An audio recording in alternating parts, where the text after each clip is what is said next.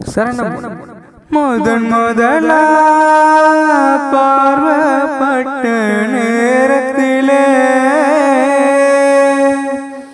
இதம் இதமா என்ன குயிலு கூவியதே, கவனமில்ல ஏதோ என்ன திருத்தியதே, எங்கிருந்தோ கேட்டதெல்லாம் இசையாச்சே,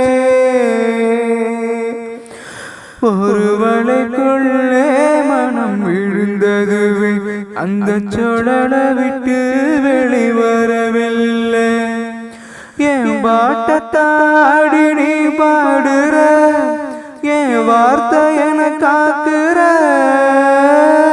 பொட்டிக்கிட்டு சிக்கிரண்டு ஒன்ன சுத்தி ஒன்று வர முத்தமழ வானம் கொட்டும் இதமாக